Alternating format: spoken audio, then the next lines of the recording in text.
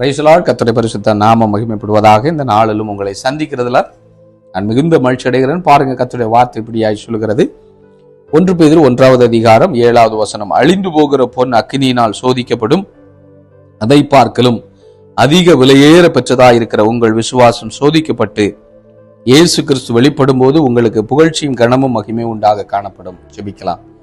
பரிசுத்த பிதாவே, நீர் எங்களோடு பேசுங்க.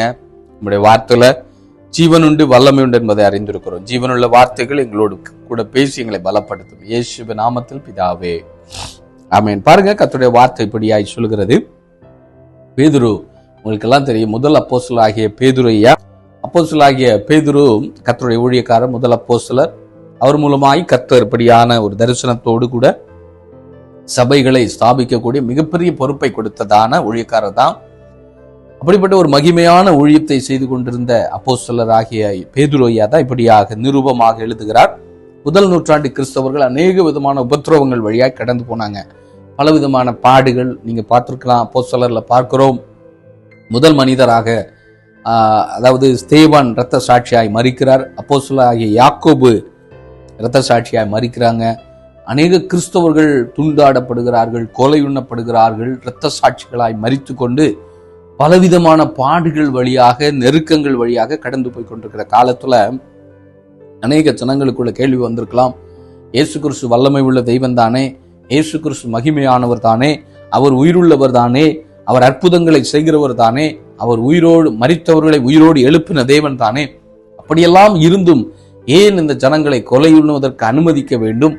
இவர்களை கொல்லாமல் இருந்தால் இன்னும் நிறைய ஜனங்கள் இயேசுவை அறிந்து கொள்வார்களே. இப்படியெல்லாம் பலவிதமான எண்ணங்களோடு கூட முதல் நூற்றாண்டு கிறிஸ்தவர்கள் உபத்திரவத்தின் பாடுகளில பயங்கரமான பாடுகள் வழியாக அவர்கள் கடந்து சென்று கொண்டிருக்கிறார்கள். அப்படி இருக்கிற காலத்துல தான் பேதுரு ஐயா இந்த நிருபத்தை எழுதுகிறார்.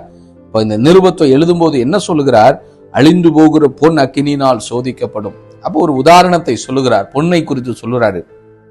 இப்ப பொன்னை குறித்து பார்க்கும்போது அது அழிந்து போகக்கூடிய ஒரு பொண்ணு தான். நமக்கு எல்லாரும் தெரியும், பொண்ணு காத்துல இன்னைக்கு போடுறாங்க, கழுத்துல போடுறாங்க, அழகுக்காக அதை பயன்படுத்துகிற உண்மை. ஆனாலும் இந்த பொண்ணு கூட ஒரு நாள் என்ன செய்யுமா? அழிந்து போகக்கூடியது. இந்த உலகத்தோடு மறைந்து போகக்கூடிய ஒன்றுதான் பொண்ணு.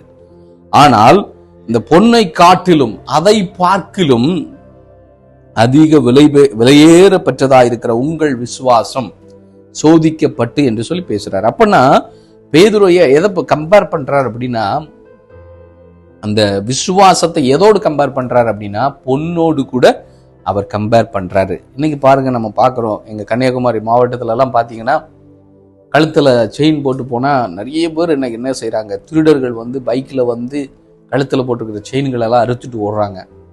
ஏன் அறுத்துட்டு ஓடுறாங்க அப்படின்னா, அவங்க சரீரத்துல என்னமோ செப்பல் போட்டிருக்காங்க, ட்ரெஸ் போட்டிருக்கிறாங்க, பர்சு வச்சிருக்காங்க, எல்லாம் இருக்காங்க. ஆனா அதெல்லாம் பிடிக்க மாட்டாங்க. கழுத்துல இருக்கிற செயினோ இல்ல பாடியில ஏதாவது ஆபரணங்கள், கோல்டு ஆபரணங்கள் இருந்தால் அதை பறிச்சுட்டு போயிடறாங்க. ஏனென்று சொன்னால் அதுதான் விலையேறப்பட்டது. ஒரு மனிதன் உடுத்தி இருக்கும் போது உலக பிரகாரமாக விலையேறப்பட்டது எது? கோல்டு தான். அதனாலதான் கோல்டுக்காக என்ன செய்யறாங்க ஜனங்கள்? அதுக்காக போராடி அதை திருடுவதற்கு முயற்சி பண்றாங்க. ஆனால் ஆண்டவராகிய இயேசு என்ன சொல்றார் தெரியுமா? அந்த கோல்டை காட்டில் விலையேறப்பட்டதுதான் நம்முடைய விசுவாசம். ரைசலா, என்னைக்காவது யோசிச்சிருக்கீங்களா?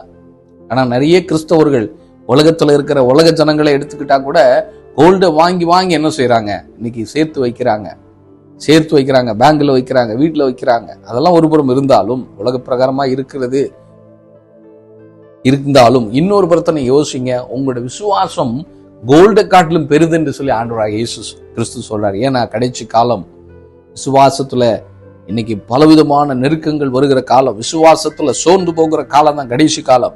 விசுவாசத்தினால இன்னைக்கு பாருங்க, ஆண்டவராகிய இயேசு சொன்னார், கடைசி நாட்கள்ல மனுஷகுமாரன் வருவதற்கு முன்னாடி விசுவாசத்தை காண்பாரோ என்று சொல்லி லூக்கா 18:8 சொல்லுது. அப்படி என்று சொன்னால் கடைசி காலம் விசுவாசத்துக்கு போராடுகிற காலம் தான்.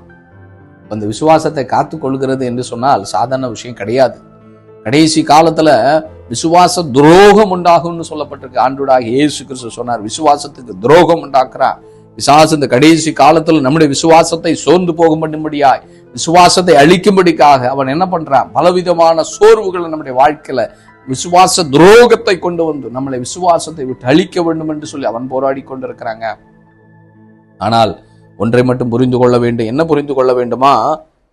ஒரு பொண்ணு இன்னைக்கு நம்ம கையில் கழுத்தில் போடணும் அப்படின்னா அதை அதுக்கு பின்னாடி ஒரு பெரிய ரிஃபைன் ப்ராசஸ் இருக்குது. என்ன ப்ராசஸ்?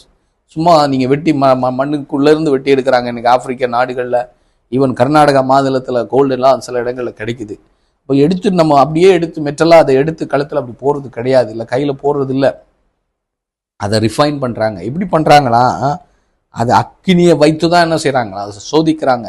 அக்கினியை ஏற்றி அதை என்ன செய்கிறாங்க, அதை அனல் உண்டாக்கி அதை ஃபயர் பண்ணி தான் அதை என்ன செய்கிறாங்க, பியூர் கோல்டை அதை பிரித்தெடுத்து தான் அதை பயன்படுத்துவாங்க. அதே மாதிரி தான் உங்களை கர்த்தர் பயன்படுத்த வேண்டுமா, நீங்கள் அநேகருக்கு ஆசீர்வாதம் உள்ளதா இருக்க வேண்டுமா, நீங்கள் உங்கள் குடும்பத்துக்கு ஆசீர்வாதமாக இருக்க வேண்டுமா, என்ன செய்யணும்?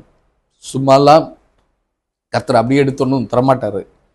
நீங்கள் என்ன செய்யணும்? உங்கள் விசுவாசத்தில் சோதனை வரும், விசுவாசம் பரீட்சிக்கப்படும், விசுவாசத்தில் பலப்பட விசுவாசத்தில் போராட்டங்கள் வரும், விசுவாசத்தில் நெருக்கங்கள் வரும், விசுவாசத்தை விட்டு ஓடி போகிறது மாதிரி அனுபவங்கள் வரும். என் வாழ்க்கையில் எத்தனையோ முறை ஆண்டவரே நான் ரட்சிக்கப்படுவதற்கு முன்னாடி நன்றாக இருந்திருக்கிறேன்னெல்லாம் புலம்பி இருக்கிறேன். ஏனென்று சொன்னால் கிறிஸ்துவை ஏற்றுக்கொண்ட பிறகு அநேக பாடுகள் வழியாக கடந்து போயிருக்கிறேன். ஆனாலும் கர்த்தராகிய தேவனுடைய கிருபையினால விசுவாசம் சோர்ந்து போன நேரங்கள் உண்டு, பாடுகளை பார்த்து சோர்ந்து போயிருக்கிறேன். ஆனாலும் விசுவாசத்தில் தொடர்ந்து ஓடும்படிக்கான கிருபைகளை கர்த்தர் ஒவ்வொரு நாளும் அவர் தந்து கொண்டு இருக்கிறபடினால தான் இன்றைக்கும் கர்த்தர் நம்மோடு பேசிட்டு இருக்கிறார். அப்போ ஆண்டவர் சொல்றாரு, அதை பார்க்கல அதிக விலையேற பெற்றதா இருக்கிற உங்கள் விசுவாசம் சோதிக்கப்பட்டு இயேசு கிறிஸ்து வெளிப்படும் போது உங்களுக்கு புகழ்ச்சி உண்டாகுங்க. இன்னைக்கு ஒருவேளை எல்லாரும் உங்களை இகழ்ச்சியோடு நீங்க பார்க்கப்பட்டு, எல்லாராலும் அவமானப்பட்டவர்களாக, எல்லாராலும் கனவீனப்பட்டவர்களாக, எல்லாராலும் தரை குறைவாக யோசிக்கப்பட்டு உங்களை குறித்து இன்னைக்கு மோசமா சொல்றாங்களா, கவலைப்படாதீங்க. கர்த்தராகிய இயேசு சொல்றாரு, இந்த சூழ்நிலை மாறும், இந்த பிரச்சனை மாறும், இந்த போராட்டங்களை கர்த்தர் மாற்ற அவர் போதுமானவராக இருக்கிறாருங்க. ஆனால் நீங்கள் ஒன்றை மட்டும் அறிந்து கொள்ள வேண்டும், விசுவாசத்தை காத்து கொள்ள வேண்டும். கடைசி கால விசுவாசத்திற்கு விரோதமாய் எழும்புகிற காலம்தான். சத்துரு எத்தனை விதமான பிசாசானவன் விசுவாசத்தை அழிக்கும்படிக்காய் போராட்டங்களை கொண்டு வரலாம், உண்மைத்தான். ஆனாலும் நீங்கள் என்ன செய்யணும்? விசுவாசத்துல நிற்க வேண்டும் என்று சொல்லி கர்த்தர் விரும்புகிறார். 6வது வசனம் இப்படியா சொல்லுகிறது, இதிலே நீங்கள் மிகவும் சந்தோஷப்படுகிறீர்கள் என்றாலும் துன்பப்பட வேண்டியது அவசியமானதால். அப்ப துன்பம் இந்த உலகத்துல உண்டுதான். துன்பம் இல்லாம கிறிஸ்தவ வாழ்க்கை வாழணும், துன்பம் இல்லாம நான் பரலோகம் போக வேண்டும் என்று சொன்னால் நிச்சயமாகவே முடியாது. துன்பத்தின் வழியாகத்தான் நம்முடைய முற்பிதாக்கள் கடந்து சென்றிருக்கிறாங்க. அப்போ துன்பங்களை கண்டு என்ன செய்ய வேண்டாம், பயப்படாதீங்க, சோர்ந்து போகாதீங்க. இப்பொழுது கொஞ்ச காலம் பலவிதமான சோதனைகளில் துக்கப்படுகிறீர்கள். நம்முடைய வாழ்க்கையில வருகிற சோதனைகளை பார்த்து துக்கங்கள் வரலாம். ஆனால் துக்கத்திலும் நீங்க என்ன செஞ்சிடாதீங்க, சோர்ந்து போகாதபடிக்கு ஆண்டவர் சொல்றார், இப்பொழுது கொஞ்ச காலம் தான். நம்முடைய துக்கங்களும் வேதனைகளும் கண்ணீரும் கொஞ்ச காலம் தான், ரொம்ப காலம் இல்லைங்க. இந்த உலக வாழ்க்கை 70 அல்ல 80 வருடங்கள் வாழ்கிற கொஞ்ச கால வாழ்க்கையில தான் வருகிற சோதனைகளை பாடுகளை பார்த்து சோர்ந்து போய் ஆண்டவரே வேண்டான்னு சொல்லி விலகிறாதீர்கள். கர்த்தராகிய தேவன் சொல்றாரு, உங்களுக்கு ஒரு புகழ்ச்சி உண்டு, உங்களுக்கு ஒரு கனம் உண்டு, உங்களுக்கு ஒரு மகிமை உண்டு, இந்த உலகத்திலையும் தருவார். ஆனால் இதை தாண்டி ஆண்டவர் பரலோகத்துல நமக்கு மகிழ்ச்சியை வச்சிருக்கிறாருங்க, புகழ்ச்சியை வச்சிருக்கிறாரு. அந்த பரலோகத்தின் அனுபவத்தை நினைத்து நீங்க பரவசப்பட வேண்டும் என்று சொல்லி கர்த்தர் விரும்புகிறார். கர்த்தர் நம்மை பலப்படுத்தி ஆசீர்வதிப்பாராக. பரிசுத்த பிதாவே, நீ பேசின நல்ல வார்த்தைகளுக்காய் நன்றி. இந்த வார்த்தைகள் மூலமா எங்களை பலப்படுத்தும், உடைய நாம மட்டும் மகிமைப்படட்டும், உடைய வருகைக்காய் எங்களை ஆயத்தப்படுத்தும். இயேசுவின் நாமத்தில் பிதாவே, ஆமென், ஆமென்.